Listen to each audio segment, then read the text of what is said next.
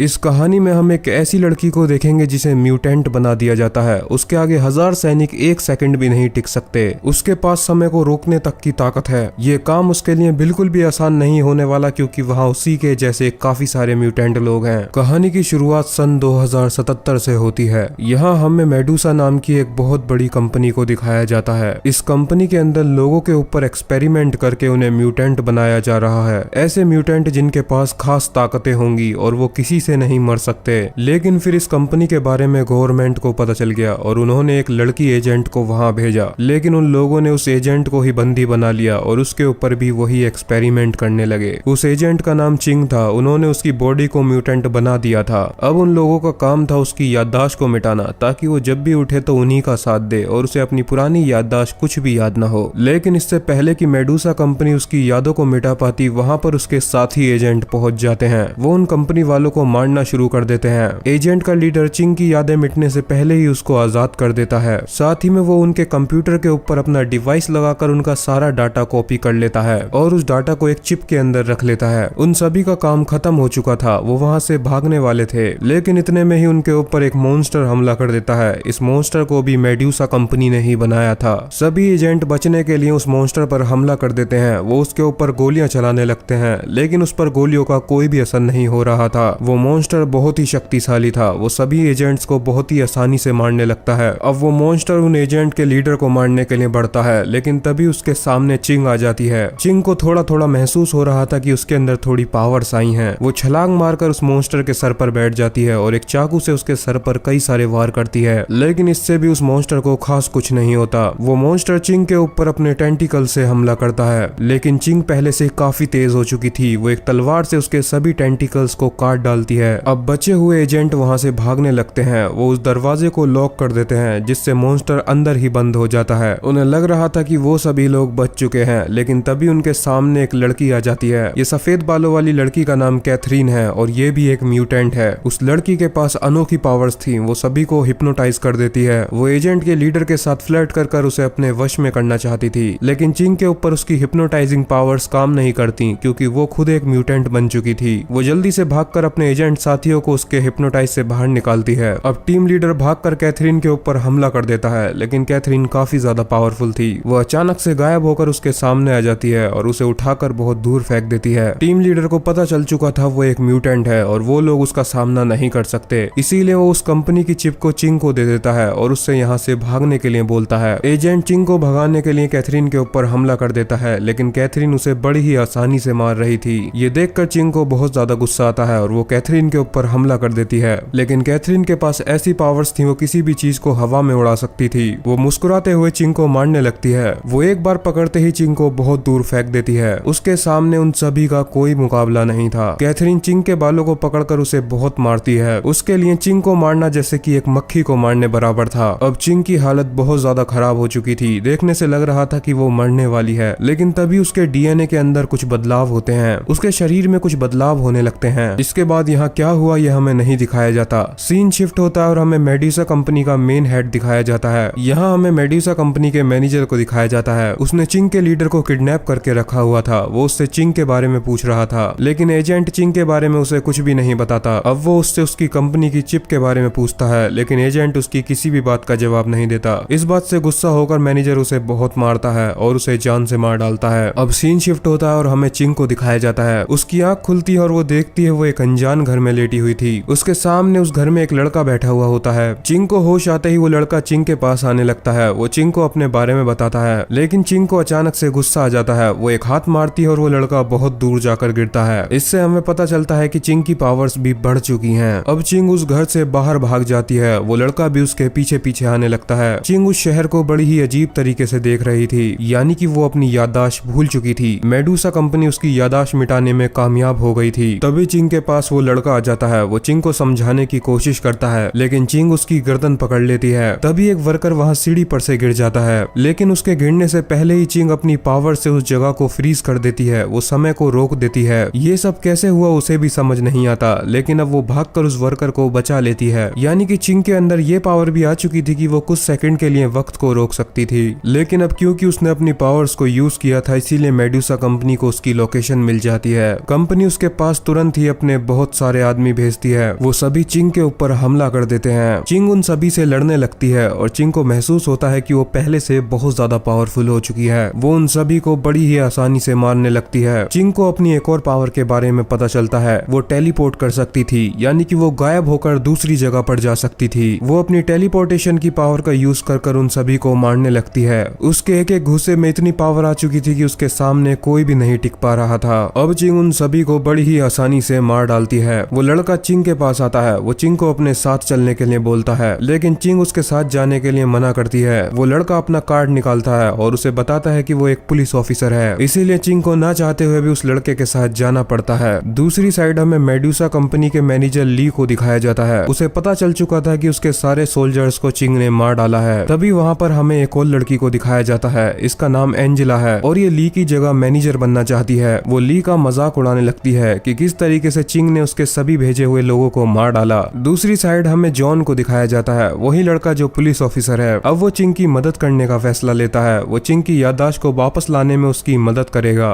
ये करने के लिए उसे पहले चिंग के बारे में पता करना होगा, वो पिछले कुछ दिनों से कहाँ थी। वो अपनी पुलिस डिपार्टमेंट की सोर्स का यूज कर पता लगा लेता है। यहाँ उन्हें पता चलता है कि चिंग एक टूरिस्ट के ग्रुप का हिस्सा थी। उसके साथ 3 और लड़कियां थी, लेकिन कमाल की बात यह है कि वो तीनों लड़कियां भी उसी के साथ गायब हो चुकी थी। अब चिंग को एहसास होता है और वो अपने कपड़ों को चेक करने लगती है। उसे अपने कपड़ों के अंदर वो चिप मिलती है। जॉन उस चिप को अपने सिस्टम के अंदर डालकर उसके बारे में पता करने वाला था, लेकिन तभी उनके घर के ऊपर एक पोल आकर गिरता है। उनका गेट तेज आंधी से टूट जाता है और उनके घर में एक और म्यूटेंट लड़की की एंट्री होती है। ये लड़की पहले चिंग की दोस्त हुआ करती थी। ये टूरिस्ट ग्रुप में चिंग के साथ ही थी, लेकिन अब उस लड़की को कंपनी कंट्रोल कर रही थी। उसकी गर्दन में एक चिप लगी हुई थी। वो उस चिप के जरिए ही उसे कंट्रोल कर रहे थे, यानी कि उस लड़की के ऊपर उसका कोई भी कंट्रोल नहीं था। वो लड़की चिंग के ऊपर हमला कर देती है। वो दोनों आपस में लड़ने लगते हैं। उन दोनों को लड़ता हुआ देख जॉन साइड में जाकर छुप जाता है, क्योंकि उसके पास कोई भी पावर्स नहीं थी। अब चिंग उस लड़की को पकड़ती है और जब दूर फेंकती है तो वो लड़की बहुत दूर जाकर गिरती है। अब वो लड़की अपनी ट्रिक का इस्तेमाल करती है। वो बिल्डिंग से भागने का नाटक करने लगती है। चिंग भी उसके पीछे पीछे जाती है। चिंग अपने टेलीपोर्टेशन की पावर्स का इस्तेमाल करती है। वो गायब होकर एकदम से उसके सामने पहुंच जाती है। अब चिंग उसको पकड़कर हवा में उड़ा देती है, लेकिन वो लड़की अपने हाथ को पत्थर में बदल देती है। उसने अपने हाथ पर पत्थरों की शील्ड बना ली थी और यही उस लड़की की पावर्स थी। वो किसी भी पत्थर को कंट्रोल कर सकती थी और इसीलिए वो चिंग को बाहर लेकर आई थी। वो चिंग के ऊपर पत्थरों से हमला कर देती है। अब वो चिंग को बिल्डिंग से नीचे फेंक कर पत्थरों से उसे दबा देती है। चिंग की हालत बहुत ज्यादा खराब हो चुकी थी।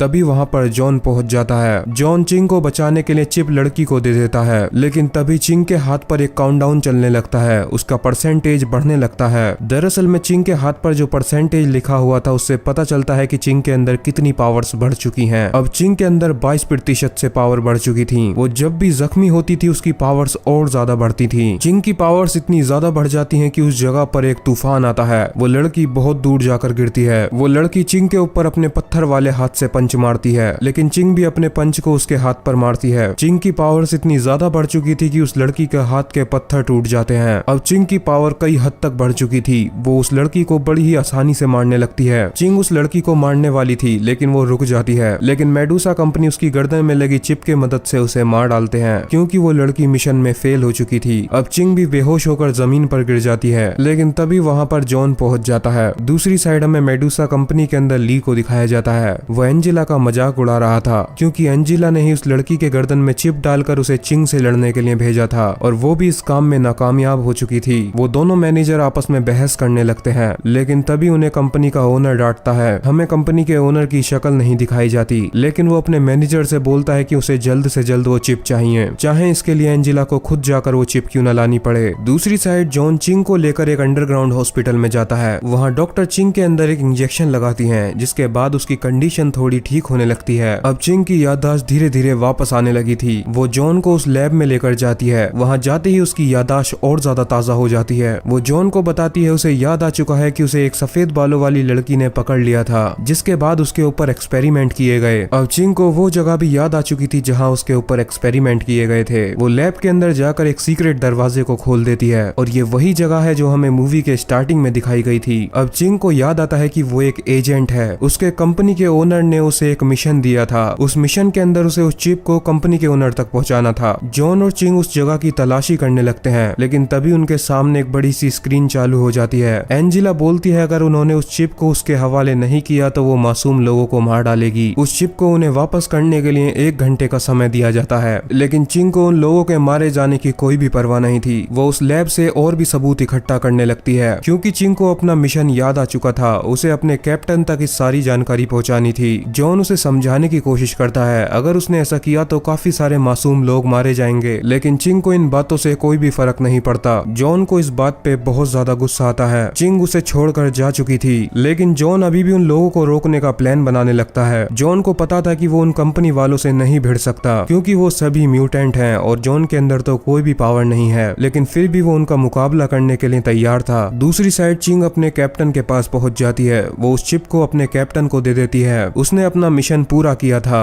अब चिंग अपने कैप्टन से बोलती है कि इस काम में उनकी जॉन ने भी मदद की है और जॉन को बचाने के लिए उन्हें अपने सोल्जर्स को भेजना होगा, लेकिन चिंग का कैप्टन उससे बोलता है कि ये उसका काम नहीं है। दूसरी साइड जॉन अकेला ही उन कंपनी वालों का मुकाबला करने के लिए पहुंच जाता है। उसके सामने काफी सारे सोल्जर्स आ रहे थे। जॉन अकेला ही उनके सामने खड़ा हुआ था। उसे पता था कि वो इस लड़ाई में नहीं जीतेगा, लेकिन फिर भी वो उनका डटकर मुकाबला करेगा। अब इससे पहले कि कंपनी वाले जॉन के ऊपर हमला करते, इतने में ही वहाँ चिंग पहुंच जाती है। इस बार चिंग पूरी तरीके से तैयार होकर आई थी। वो जॉन से बोलती है वो इस लड़ाई में उसका साथ देगी, क्योंकि जॉन अच्छाई के लिए खड़ा है। अब वो सभी लड़ाई के लिए तैयार थे, लेकिन दूसरी साइड ली उन्हें कैमरे से देख रहा था। ली ने बहुत बड़े बड़े इन्वेस्टर्स को इकट्ठा किया हुआ था, ताकि वो अपने म्यूटेंट सोल्जर्स की पावर उन्हें दिखा सके और बड़े बड़े बिजनेसमैन अपने फायदे के लिए सुपर सोल्जर्स को खरीदें, और यही उस कंपनी का मकसद था। वो म्यूटेंट बनाकर बड़े बड़े बिजनेसमैन को उन्हें काफी मोटी रकम में बेचने वाले थे। बहुत सारे सोल्जर्स चिंग के ऊपर हमला कर देते हैं, लेकिन चिंग टेलीपोर्ट होकर उनके सामने पहुंच जाती है। वो एक ही झटके में काफी सारे सोल्जर्स को मार गिराती है। वो सोल्जर एक तरीके से जाम हो चुके थे और चिंग बहुत तेज भाग रही थी। चिंग गायब होकर उन सभी सोल्जर्स को मार रही थी, लेकिन दूसरी साइड इसी बीच एंजेला जॉन को पकड़ लेती है। वो जॉन के सीने पर चाकू घुसा देती है और चाकू से उसके सीने पर काफी सारे वार करती है। ये देखकर चिंग को बहुत ज्यादा गुस्सा आता है। वो एंजेला की तरफ भागती है, लेकिन एंजेला भी उसकी तरफ आ रही थी, क्योंकि एंजेला भी एक म्यूटेंट है। वो चिंग से बहुत ज्यादा तेज थी और उससे काफी ज्यादा पावरफुल थी। वो चिंग के पेट के अंदर चाकू घुसा देती है और उसके उसी जख्म पर चाकू से बहुत बार हमला करती है। चिंग की हालत दोबारा से खराब होने लगी थी। चिंग के डीएनए बदलने लगते हैं और उसकी शक्तियां बढ़ जाती हैं। चिंग की पावर बढ़ते ही इस बार वहां पर एक लिक्विड की लहर आती है। एंजेला बहुत दूर जाकर गिरती है, लेकिन एंजेला को तो अब लड़ाई में मजा आना शुरू हुआ था। वो बड़े ही कूल तरीके से खून को चाटने लगती है, लेकिन उसे अंदाजा नहीं था कि चिंग कितनी ज्यादा पावरफुल हो चुकी है। चिंग भागती है और गायब होकर अचानक से उसके पीछे आ जाती है। वो चाकू से एंजेला की गर्दन काट देती है